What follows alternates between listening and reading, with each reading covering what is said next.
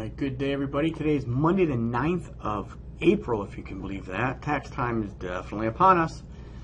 So take a look. We're looking at the S&P 500, right? The continuous chart. Let's look at the SPY, which pretty much looks the same, right?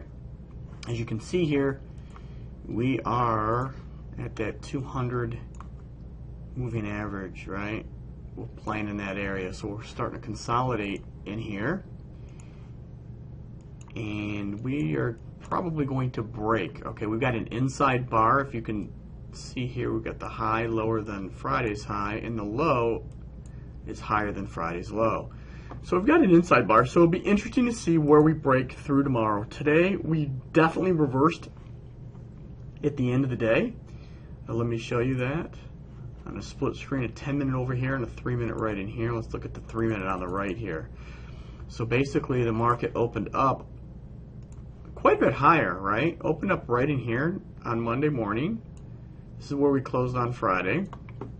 And we had a real nice trend the first half of the day.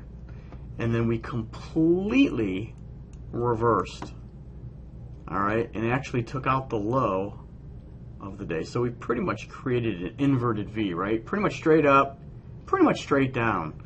And we closed right here at 26.18.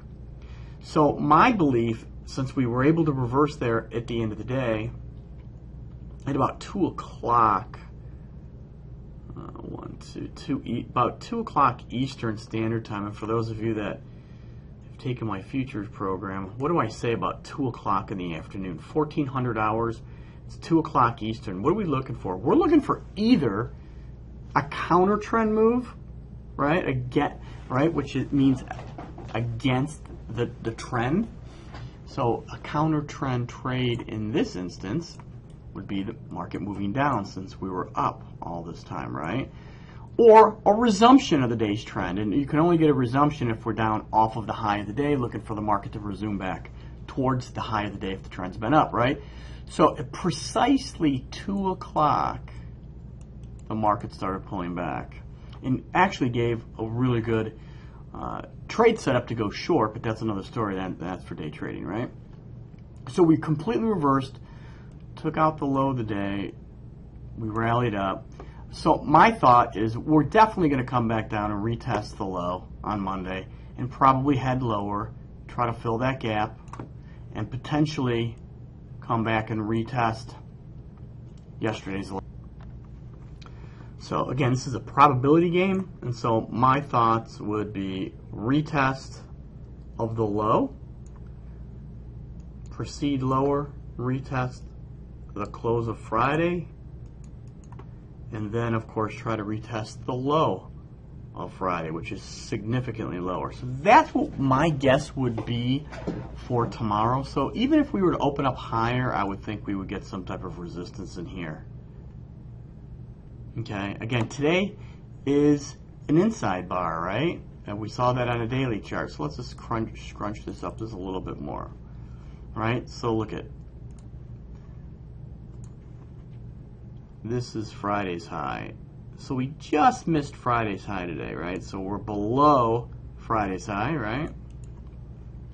And we're substantially above, right, Friday's low. So we have an inside pattern. So market's starting to contract, and again, it'll be interesting to see where we break through.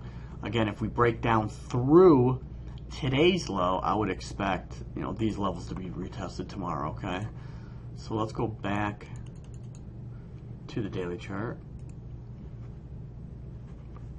Okay, so that's what I'm thinking there. 2 trade setups for tomorrow. MU, Micron Tech, right? So we have an inside pattern. Again, I like these inside patterns at critical places in the market, and we are, I believe, at a critical place because we are sitting right between these 2 moving averages right in here. If you take a look, we are oversold. We've been oversold with actually bullish divergence, right? As the market's making lower highs and lower lows, these troughs are pretty flat to slightly higher, which leads me to believe, we should get a bounce. So I'm looking for, if we can penetrate up through Monday's high, 49.83, that would be a for sure thing. If the market trades lower and it tries to retest Friday's low, maybe hits this average about 46.82, I'd still be looking to step in and buy some call options a couple months out in the money. Okay, so MU, and then the last one is RSPP. Tight little inside vertical bar after making a new high on March 28th. Overall trend, as you can see, is up, even though you take a look over here. We retested the high that was put in place on January 5th, failed, came down.